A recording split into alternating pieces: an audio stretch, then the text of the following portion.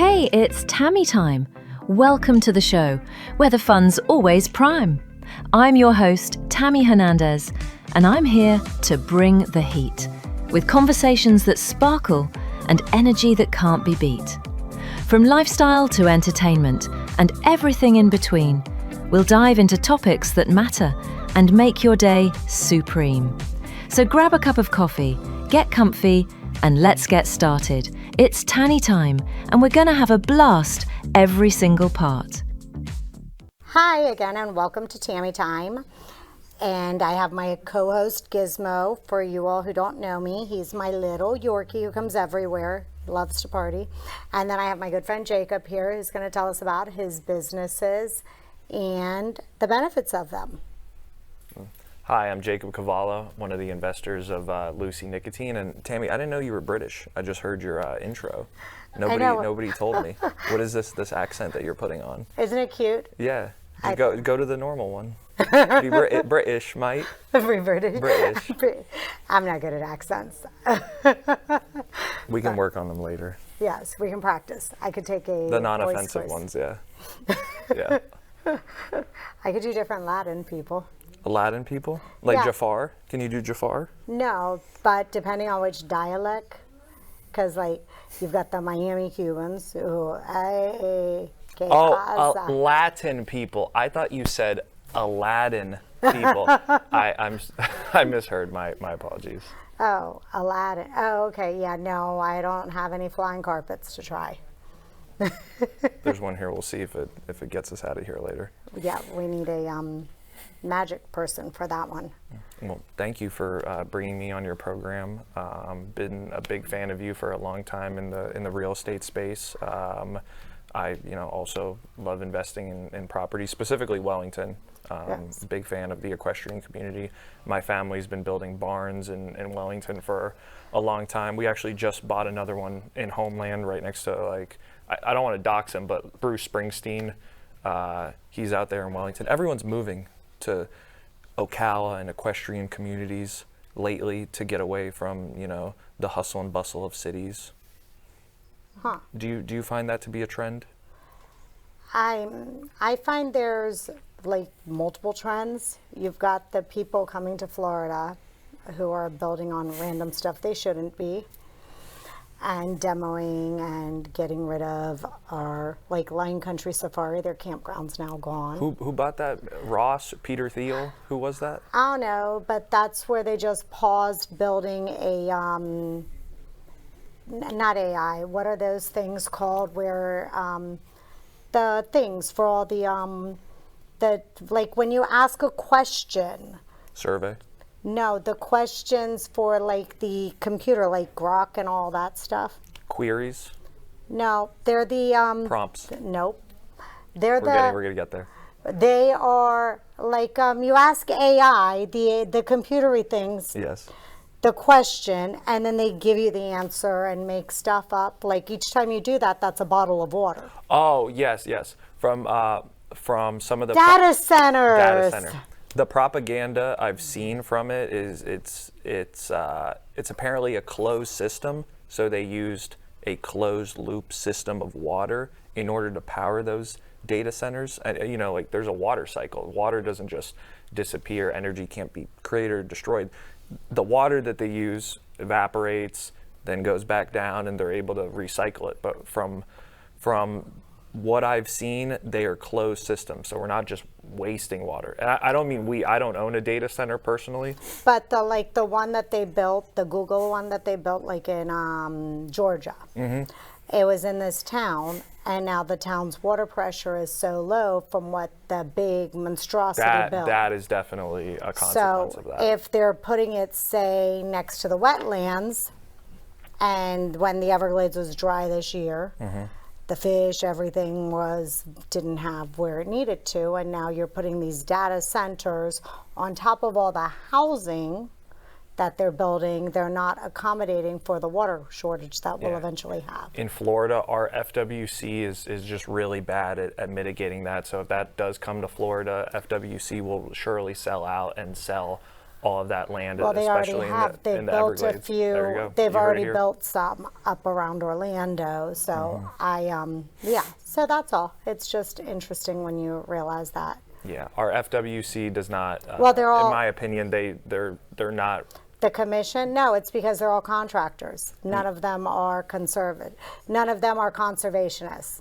Yeah, which we need. You know, there's a huge divide in this country between you know, left, right, etc. People need to be a little bit of both in order to go through life effectively. Well, We need conservationists. We do. And because there's a happy medium, and like I was always taught, when I go fishing, you bring home enough for dinner. You don't overfish or overdo anything. Like if you're gonna hunt, you bring enough for dinner for a few nights. You don't need to kill 1,000 of anything if you're just feeding your family.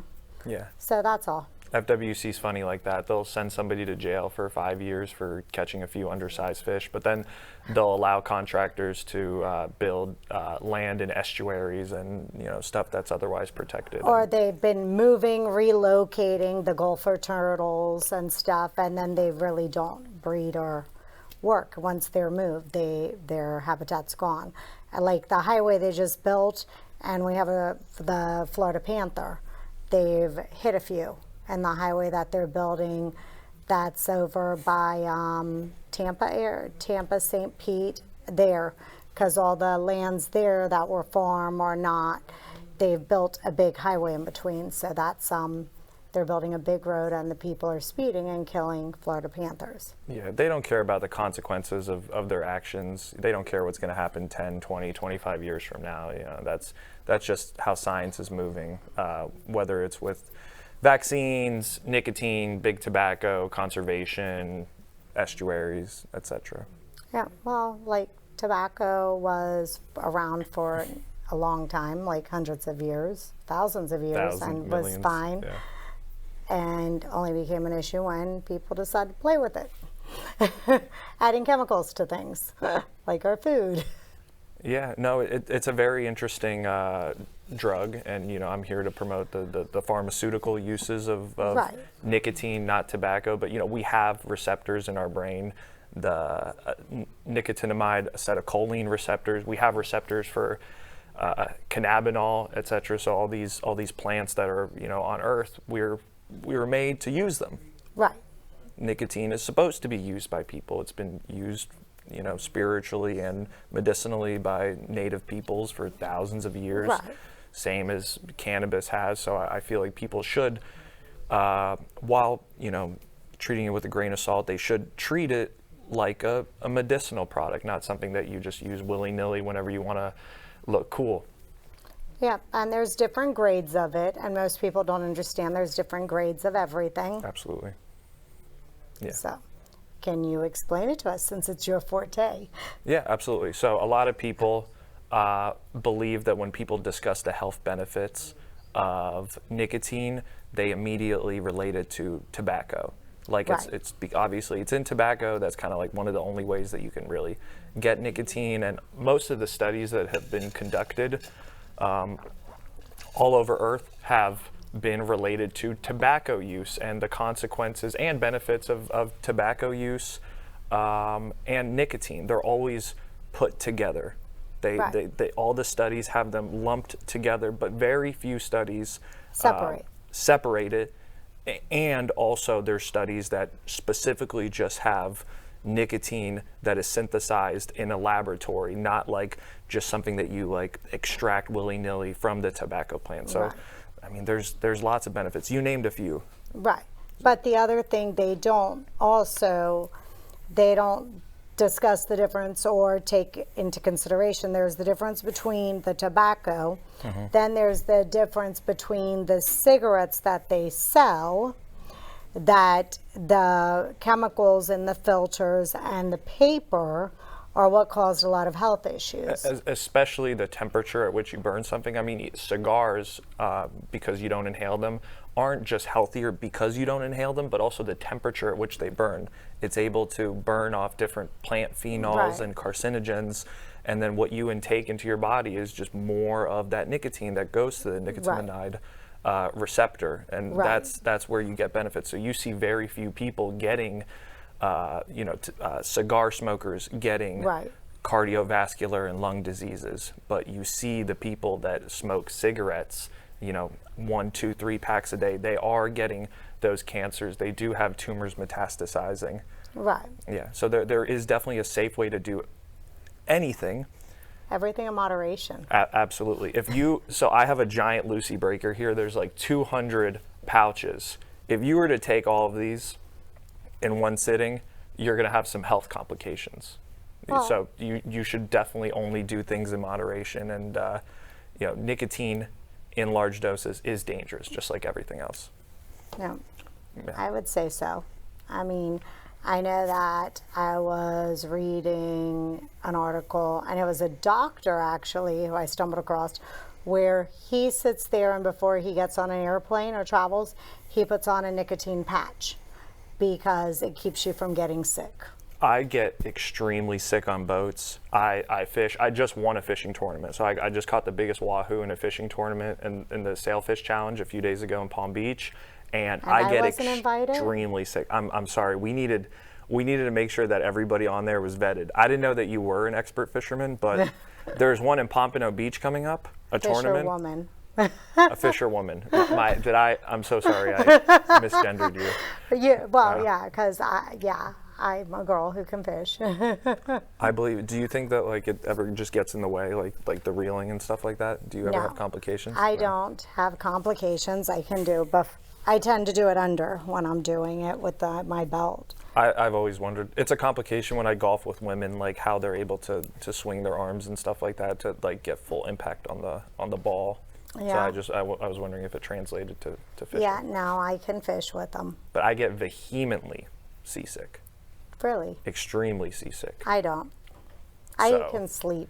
So I need about 2 pouches, like 2 8-milligram pouches for a total of 16.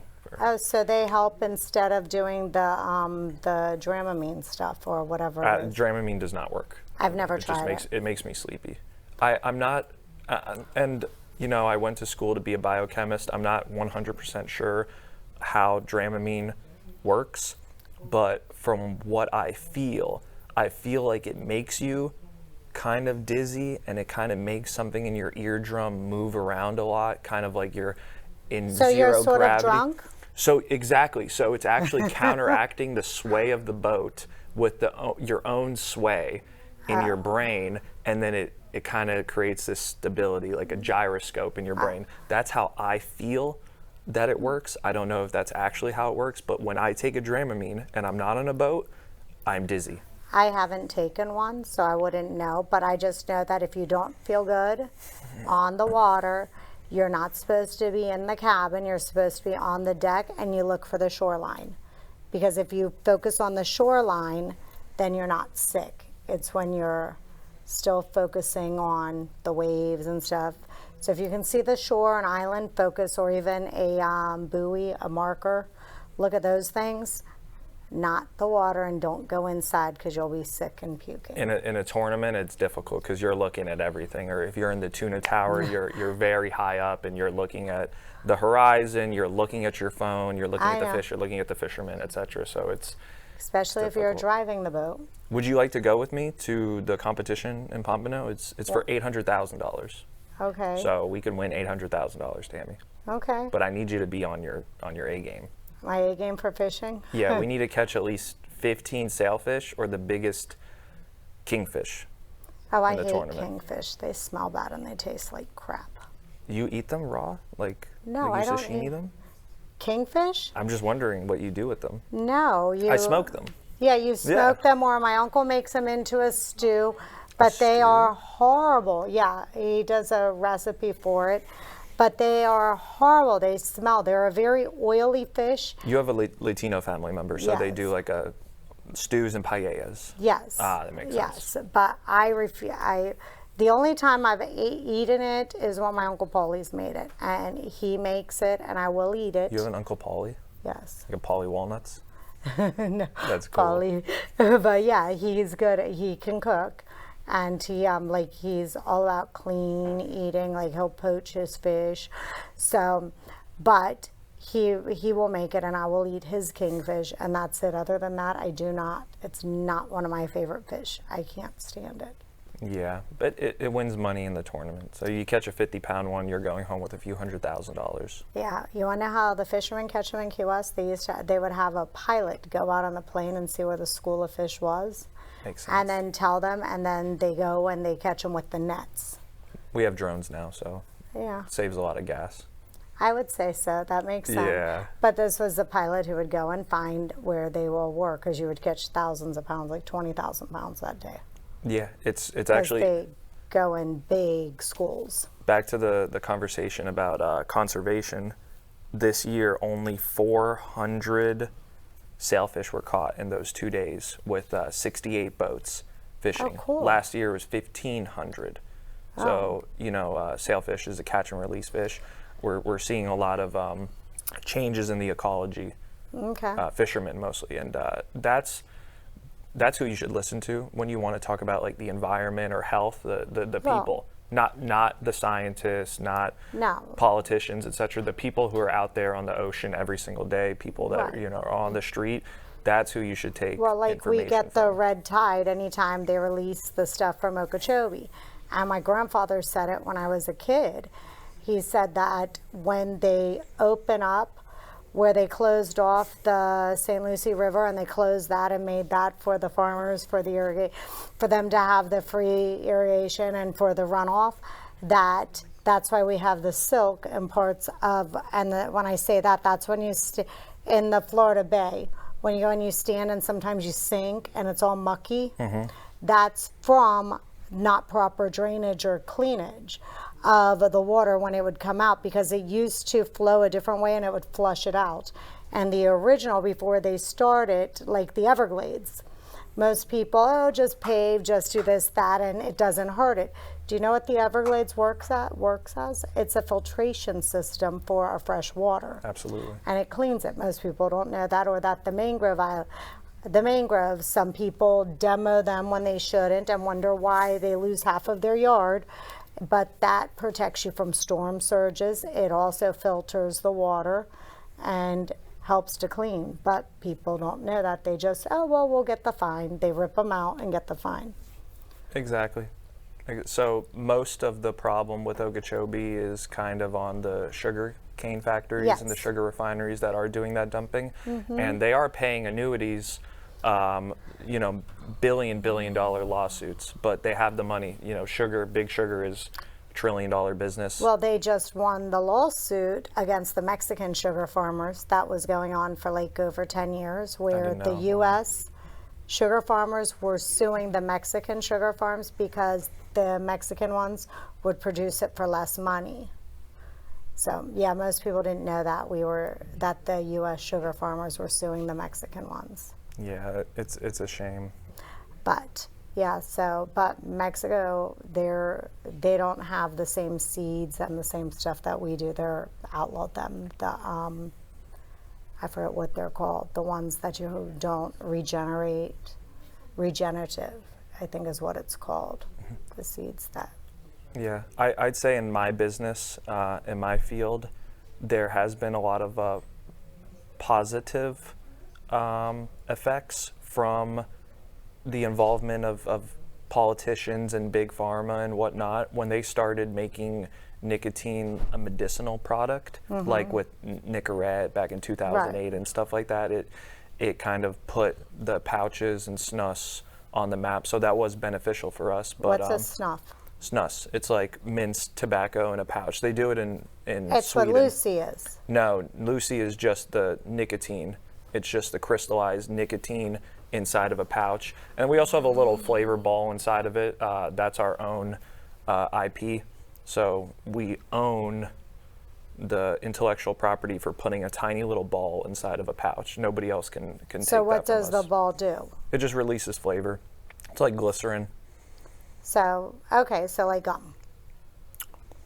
No, kind of like similar to a Camel Crush cigarette. It would have a menthol ball inside of it that you would crush, and then you would intake the flavor.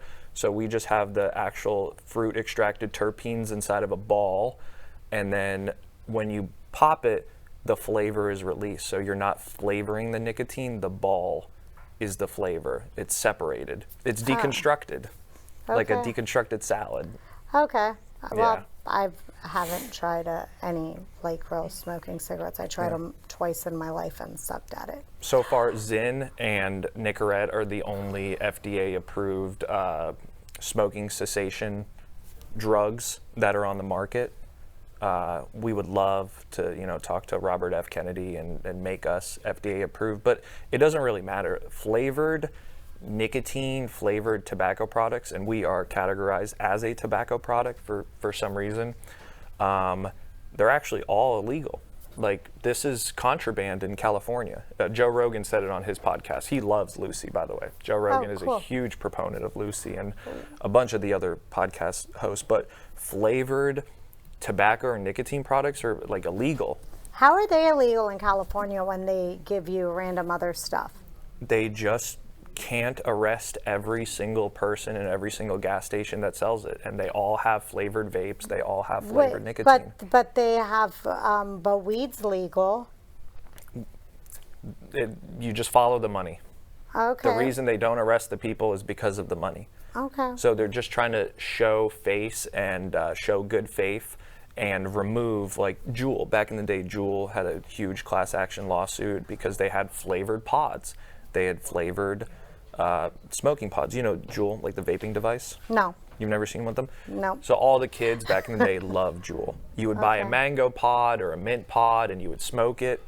And eventually those became illegal because of the flavors, because it was attracting children, which I think is, it's silly.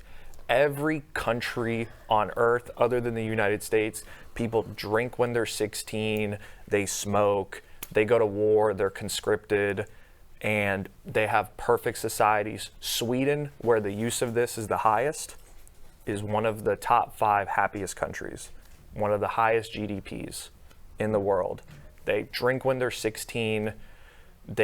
Some countries they can drink and drive, and I'm not condoning that, but the difference between laws in the United States and Europe, it's night and day. And True. they do have a higher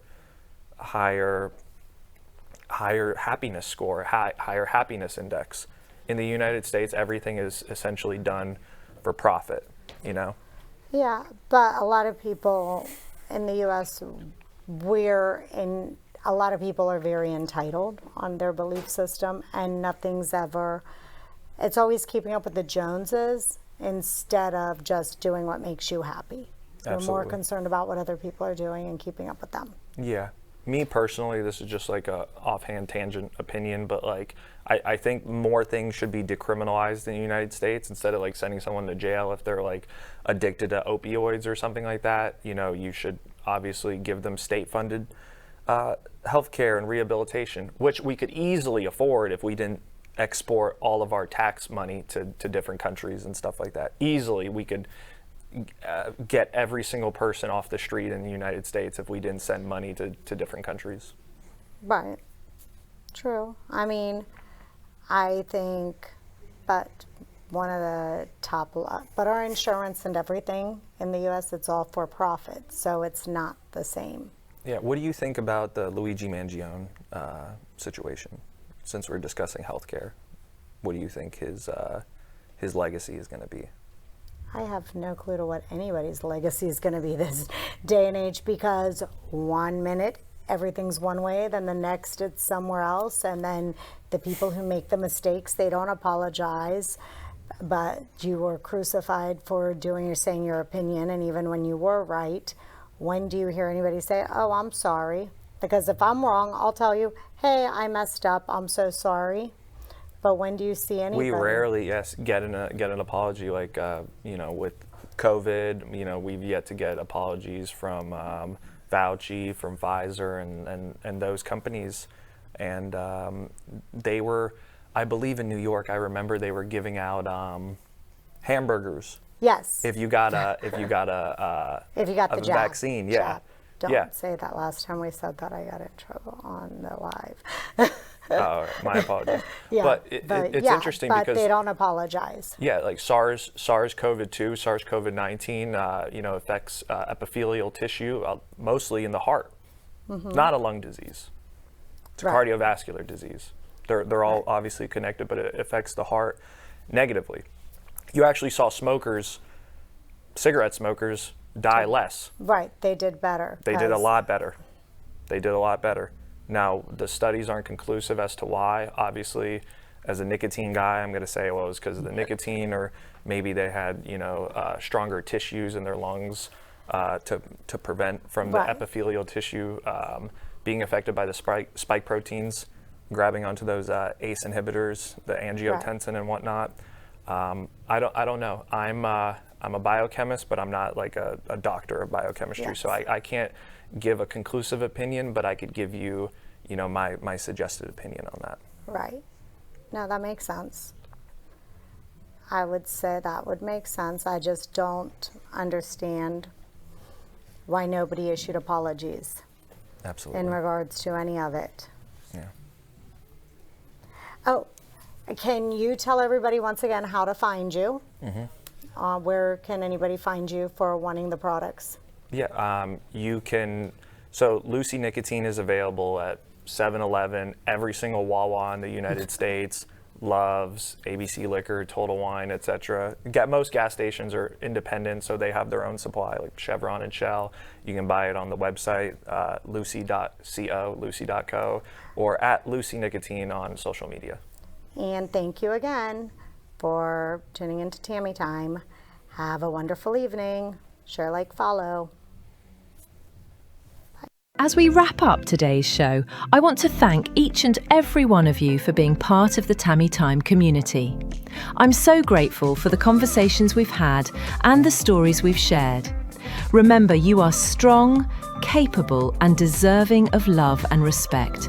Don't let anyone ever tell you otherwise. Keep shining your light and know that I'm rooting for you every step of the way. Until next time, take care of yourselves and each other. And I'll see you tomorrow on Tammy Time.